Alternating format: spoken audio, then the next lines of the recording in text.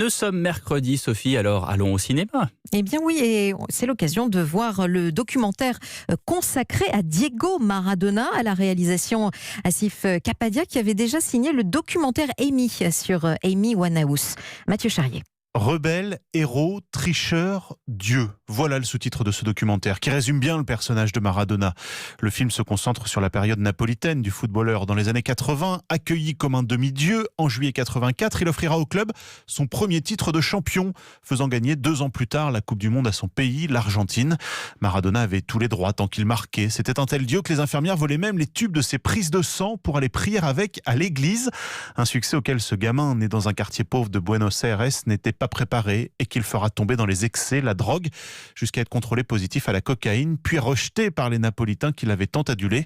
J'ai voulu me concentrer plus sur Diego que sur Maradona, explique le réalisateur du documentaire, Asaf Kapadia. Quand il arrive, ce qui se passe à Naples, comment il devient le meilleur joueur du monde, et en même temps, c'est là que ses problèmes commencent. Je pense que tout ce qui lui arrive ensuite, ça découle de sa période napolitaine.